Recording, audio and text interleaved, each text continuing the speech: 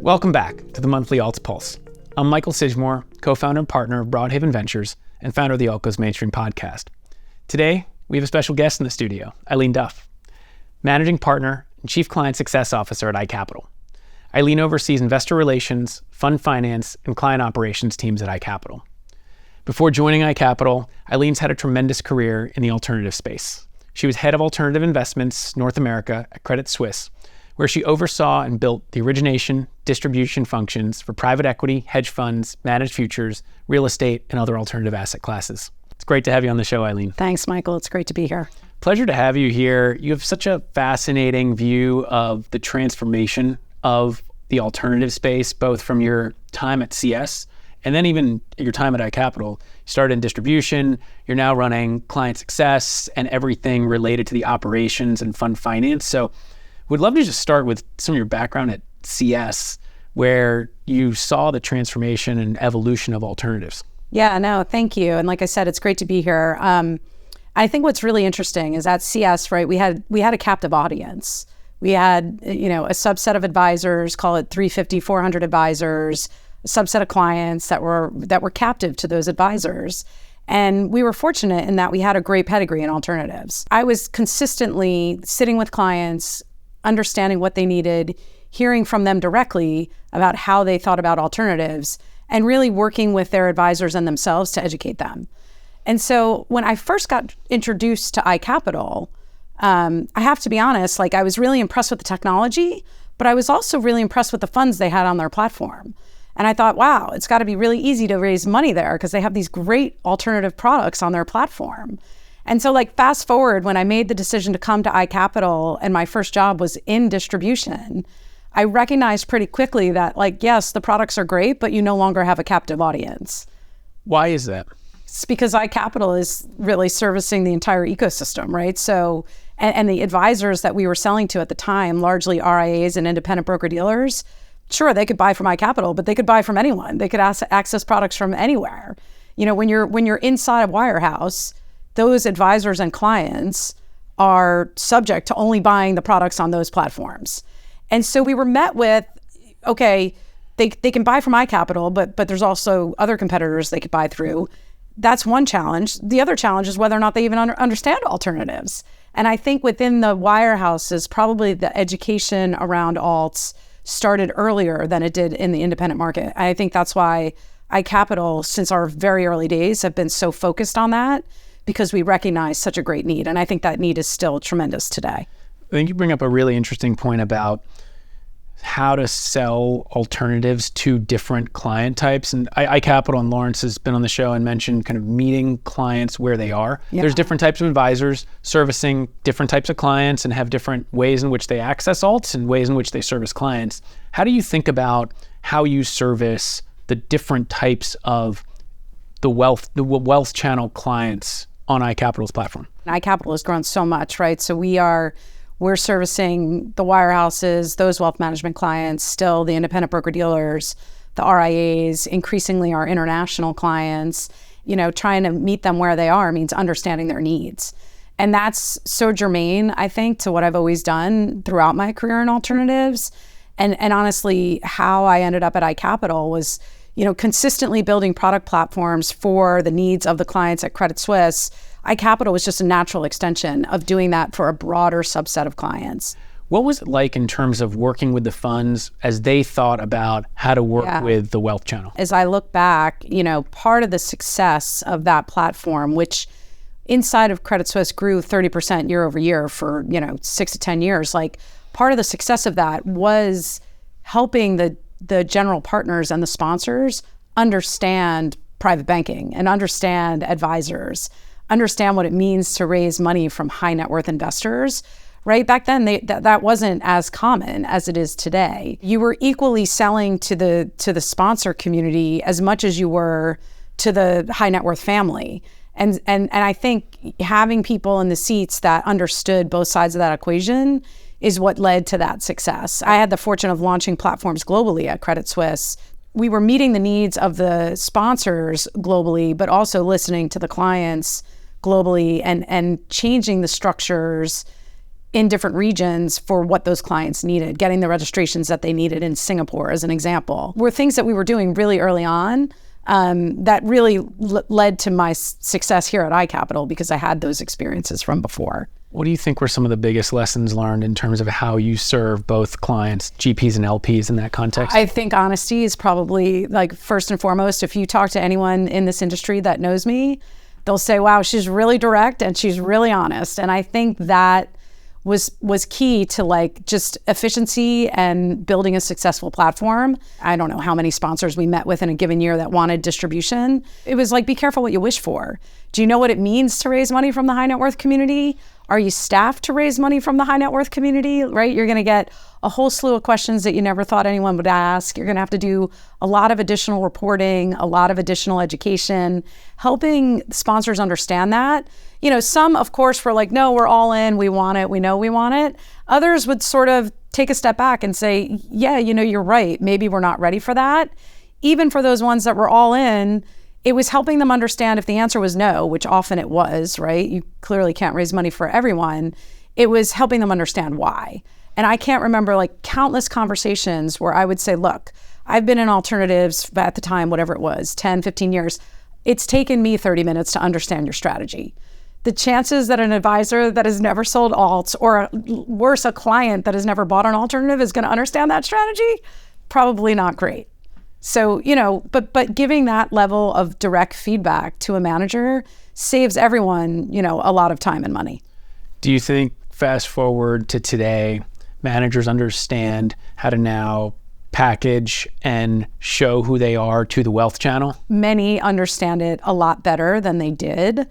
Certainly, I'm sure there are plenty that don't, and where that education, you know, would still be really valuable. But I think if you look at the proliferation of alternatives, right, and everybody's talking about the growth of alternatives in what I'll call more retail structures, more high net worth investor friendly structures, it's because that education has come so far, and because the sponsor community is recognizing that there is this huge wealth of assets, there's this huge generational shift in assets that they can go after, to the extent that they can meet the clients where they are and develop the structures that meet those clients' needs. Well, it's a perfect segue because you said meet the clients where they are and the right structures. When you were leading distribution, a lot of the distribution at iCapital at the time was in closed-end feeder funds into closed-end fund structures. Yes. Private equity firms, private credit, et cetera. Early on, you were thinking about maybe some of these registered funds, evergreen structures. What really clicked for you in terms of seeing that early, and why did you think that was going to be a big deal? So you realized pretty quickly that the learning curve was going to be fairly large and take a, you know, significantly or somewhat significantly long time, because these are 10-year illiquid vehicles, right? So advisors were not only having to make the leap that they were going to learn a new strategy and a new product, but that they were going to have to be willing to sell it to clients that would be willing to own it for that long. And what's worse, those products, even though we were bringing the minimums down to very reasonable levels, were still only available to qualified purchasers. And at the time in this independent space, you know, the RIAs and the IBDs that we were selling to, they might have a handful of qualified purchasers in their book of business. So to take the time to learn a new product with a 10-year life, to then only be able to sell it to less than 5% of your clients, like, you know, do the math. Like, which advisor is going to take that risk and take that amount of time? We had the good fortune of partnering with a firm now known as Blue Owl, who was Owl Rock at the time, which was our first foray into a private BDC. And I was running distribution at the time, right? So I was a player coach, if you will, out on the road with them, helping our sales team learn how to sell their product, working with their team hand in hand. And to see the way the advisors sort of reacted to that, and it resonated with them because of the lower minimum, because of the lower client accreditation, and because of the lack of this 10-year illiquid lockup, it was like overnight the best fundraise that we had. And so, you know, it didn't take long to figure out, like, okay, we really believe in the value proposition of these traditional hedge funds or these traditional private equity funds. There's a lot of value in owning those assets. But for a big part of the market, these more liquid structures that are available to a broader array of clients make a heck of a lot more sense. What's the lesson in there? How much would you say success in the wealth channel depends on the structure that you have relative to anything else? It's a great question. I mean, I have to say, when Lawrence asked me to take on this job as head of client success, for most of my career, I'd been like a client-facing person, generating revenue, raising assets. And I was sort of like, you want me to do what? But I recognize that even very early on in my career in alternatives, like the first thing that I tackled were the operational challenges. What are the biggest hurdles when it comes to some of the operational challenges, and how do they get solved by technology?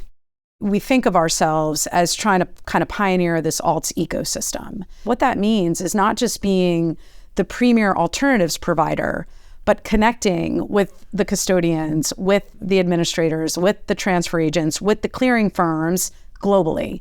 There are lots of intermediaries in that transaction, and we could have a perfect operational experience, but if we're not integrated with those other intermediaries and that operational experience falls down outside of our four walls, we're like equally at fault because the experience is poor. It's a, annual goal for us to ensure that we're having, an impeccable client and partner experience. But day in and day out, we're also focused on how do we ensure that we're building those partnerships with everyone in the ecosystem, and importantly, building that integration so that that client experience can carry on outside our four walls. And then the other is just data, right? And people often hear me say that I think data is our greatest challenge and our greatest opportunity. I think if you have and you own, 100% of your data and can share that data successfully with all of these intermediaries that I'm mentioning, the power of that is phenomenal. Not to mention products that we could develop off of that. I mentioned that it's our greatest challenge because we have to rely on others to ensure that we have it. So as an example, you heard me talk about integrations. We've talked about, these structures that are easier for everyone to access.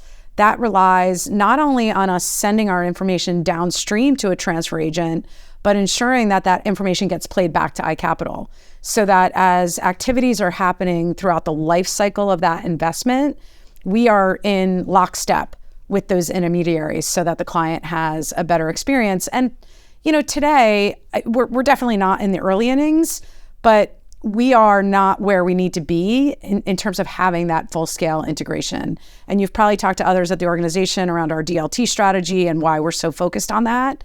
But for me, it is one of the most important things that we can do because it is what is going to solve a lot of the, client success or client experience challenges. I want to touch on that point around being this integrated platform in the middle of an ecosystem. So I think it gets to a few interesting things. One is the evolution of this market structure, just like other market structures have gone through a similar evolution: equities, fixed income, derivatives, now private markets. So from that perspective, why does there need to be someone in the middle, sitting in between? Because some of these larger firms, they have large tech spends. They could do a lot of these things themselves. My initial reaction to that question is, where is the focus, right? Like at iCapital, our focus has been since day one, being the sort of world alternatives aggregator and ecosystem. We spend 100% of our time and effort thinking about that ecosystem and how to connect it. Whereas, to your point, a lot of these firms have plenty of tech spend. They have plenty of people that, have relationships inside of all these intermediaries. But that may be something that they focus on 10% of their time or 15% of their time. It's certainly not 100% of what they're trying to achieve because, they're launching new products and managing new products, which again, we have people at iCapital that do that. But relative to the people that are thinking about the things that I'm talking about, it's a small number. On that point, what's the most underappreciated aspect of integrating with partners that others may not understand?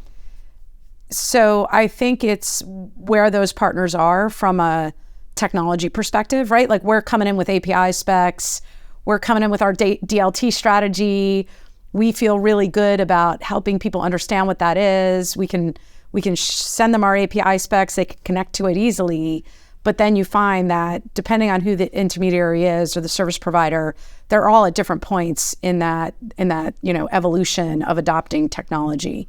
Some of them have built their own proprietary technology that may be ages old, right? So you say API and they look at you like you have three heads. Yep. Others may have bought technology. So what we see, particularly inside a lot of these like administration organizations, is they've built some technology, they've bought a lot of technology, and even inside their four walls, they're trying to figure out how to get the data across many different systems into one data lake.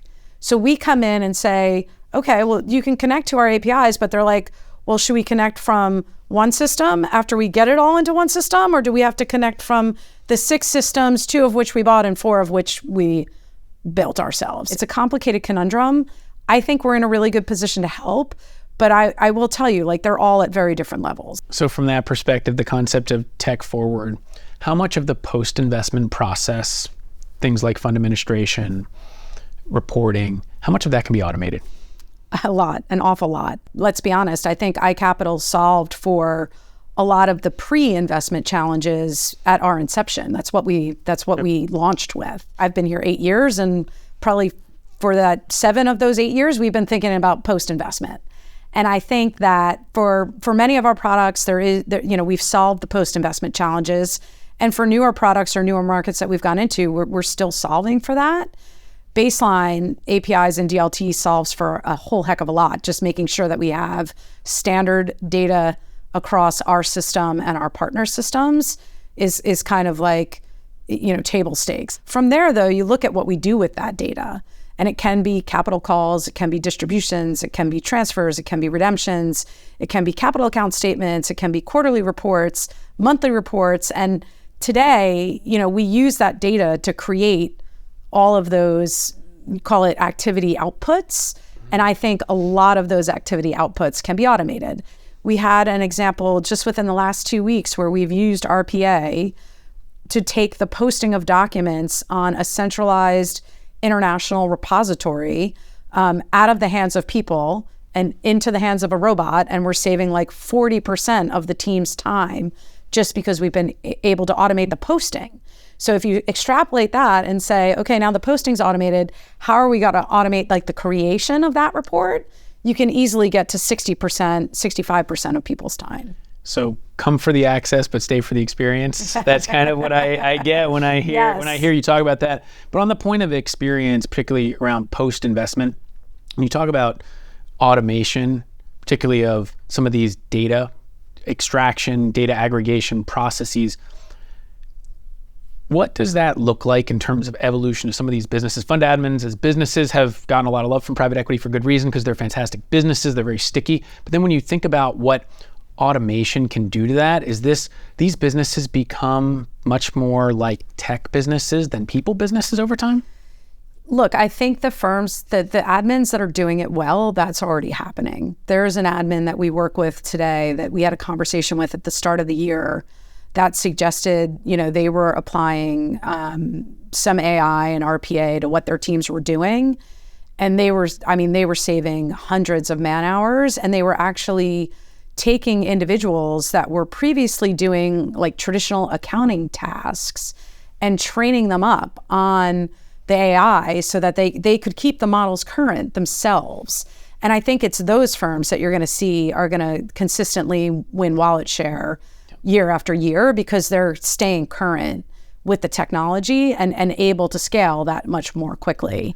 And I'd imagine same with an iCapital in terms of being able to leverage technology in a way that in the past wouldn't be possible as part of the post-investment experience. Yeah, we look at what we have people doing today and the value add that we can give back to them. That's what I often say in my town halls to the people within client success is like, look, we're going to apply this automation and actually get you out of doing these mundane tasks so you can focus your time on things that are much more interesting, and we can scale that much more quickly.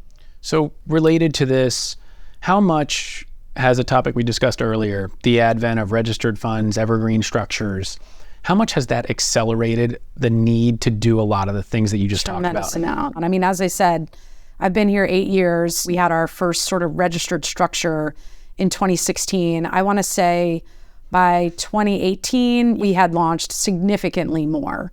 Like we saw it pretty early on and we augmented our technology to be able to support those products fairly early on. In fact, I think my first role change here was probably about 2 years in. So yeah, it was right around 2018 where Lawrence asked me specifically to focus on these product types and making sure that we had the technology to support them.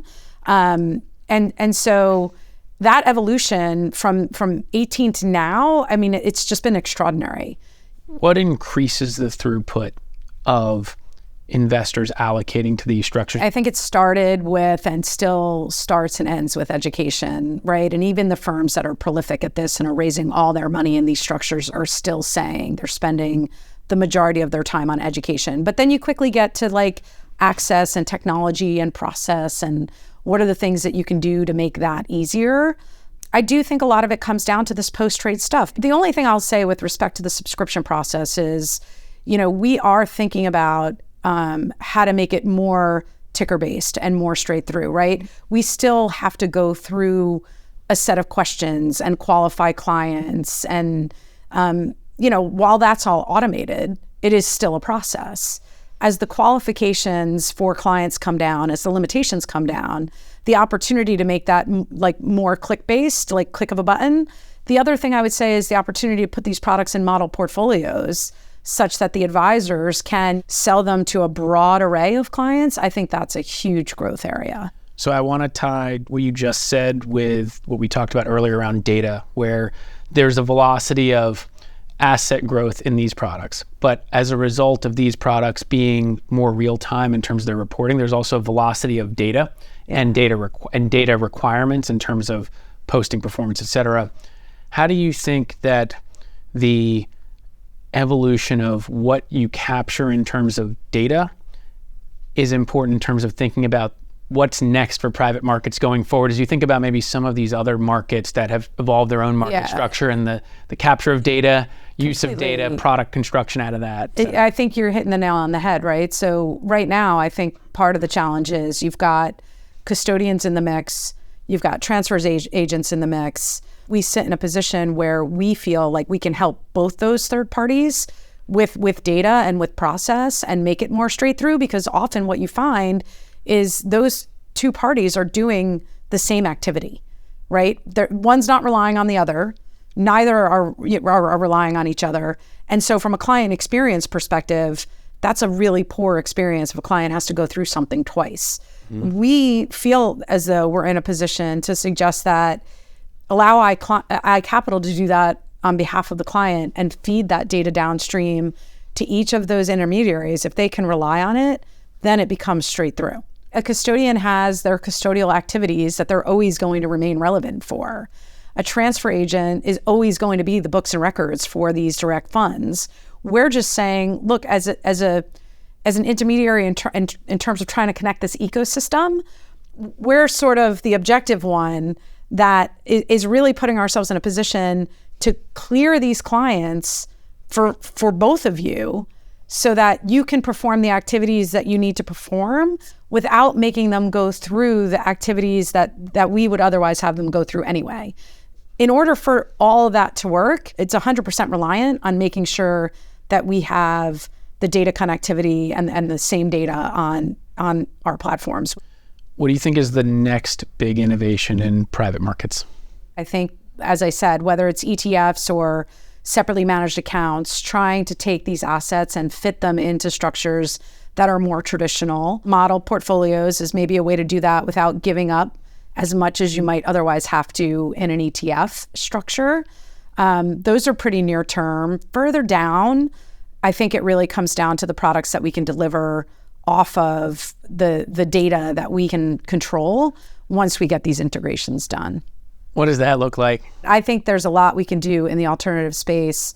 As we've been talking about, if you just follow the trajectory of other asset classes and where they've gone, right? You think about indices, you think about how people evaluate alternatives, what they evaluate them against. We have a tremendous amount of data, both from the asset management community and the wealth community. So looking at how you package that to allow investors and advisors to make decisions, I think is really interesting. Brings up an interesting question and kind of ties the earlier days of your career back to this too, which is like, I don't know if it's necessarily fair to call you a private equity or private markets purist, but you were involved in private markets in the days when you wanted to keep private markets private. Yeah. Obviously the market and industry evolved to the place where firms have gone public. As a result of that, they think about new product innovation, things like evergreen or interval fund structures.